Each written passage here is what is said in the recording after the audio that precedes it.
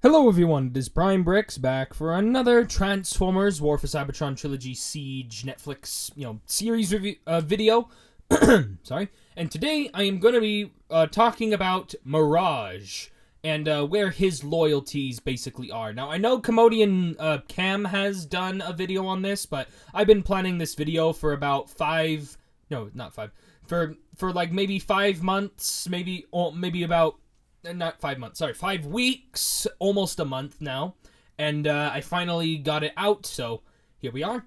So yes, today I'm going to be talking about the Siege Mirage for the Siege series and where his loyalties basically are, because there is a little bit of evidence that's kind of confusing, so I'm just here to explain and see what my theories are. Without further ado, let's get into the video.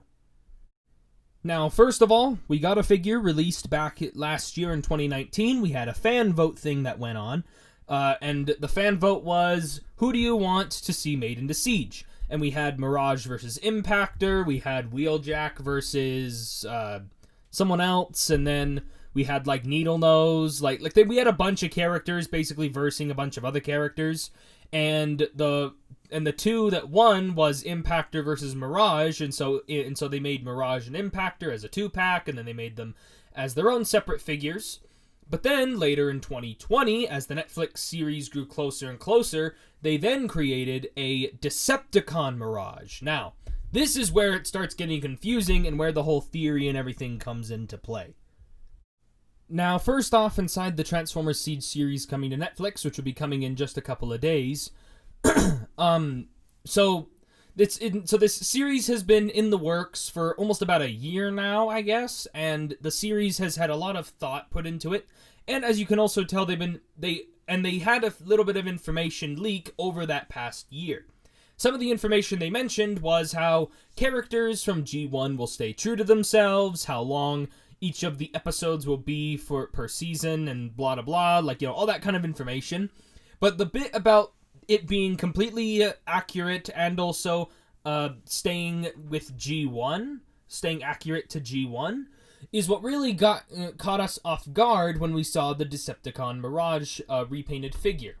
Now, there are a few theories surrounding this Walmart exclusive action figure. Just FYI, if you want to get this figure for yourself or if you want to see it in person, I have done a video review on it on my second channel. Leave a link in the description below.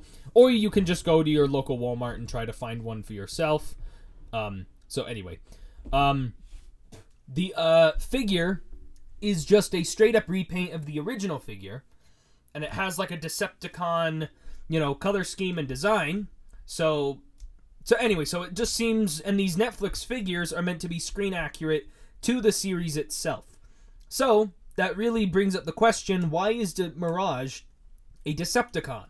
Now, we have 3 theories to why he appears this way.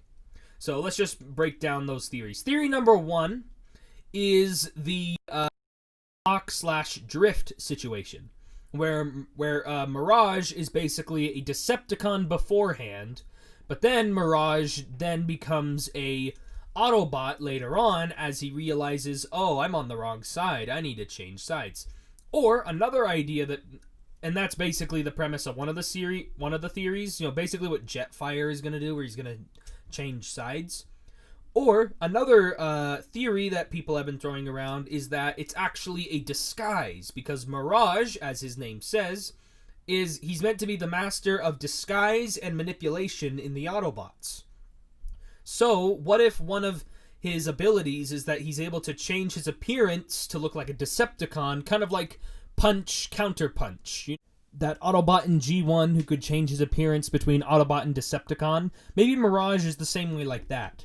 But I feel like that's not probable, because then he would have a different name. Kind of like how Punch, his Autobot side is Punch, and then Counterpunch is his Decepticon name. But with Mirage, it's just Decepticon Mirage. So it's like, does he just keep the same name, or is he meant to just be... it's kind of confusing the way how that's meant to be. But if that is the case, then I wonder if his name was different or not, and Hasbro just did something weird with the toy or something. And then the third theory that has been going around is kind of similar to my scrap face theory, which I'm still very entitled to. I still think I'm 100% right with that scrap face theory. I'll leave a link in the description below to my scrap face video. But just a quick major spoiler for the series, for any of these videos, really. If you don't want to see spoilers, spoilers ahead. But especially for this one. So if you don't want to hear any spoilers, don't listen to me right now at this second. But maybe Mirage is being turned evil or something by the Allspark. Because in the series, they mention if Megatron gets his hands on the Allspark, it'll mean the end of everything. Maybe it's turning Autobots into Decepticons, and that's what they do. And Mirage is kind of like one of the guys who that ends up happening to, where he turns bad because of the Allspark. And like that sounds probable. Him turning evil because of the Allspark. And then, or another theory could be him dying in the series, and then he comes back as an evil zombie, and that's why they make him look like this evil Decepticon, when really that's just meant to be like a zombie design. Because we did see Cybertronian zombies or Terracons inside the really short trailer from that 30-second trailer from Instagram. So it is interesting. All theories sound probable. All of them sound interesting. For me personally, I want it to be the situation where it's Mirage, where he's just a straight up Decepticon and then he turns good later, or maybe he's an Autobot and he turns bad later. I don't know. Kind of like what happened in that one G1 episode where Cliffjumper, where Mirage was being framed of being a Decepticon and Cliffjumper thought he was, and he's all like, "You traitor," and blot up. Maybe that's another situation. So, I don't know. Maybe not. Or maybe it's all a deception where really Mirage is trying to make himself look like a Decepticon when really he's an actual Autobot on the inside, and it's kind of like a punch-counter-punch, but also Decepticon. I don't know. There's a lot of theories that could be going around, but in my opinion, let's just wait the next couple of days, and then we'll finally binge the series, and we'll see how it goes. Now, I might do a watch party live stream on that day. I'm not quite sure if I will or not, but I am going to be having a watch party for the series with a bunch of my friends, so if you want to see me do a live stream on that on my main channel, be sure to go check out my main channel and let me know in the comments of this video if you want me to do a watch party.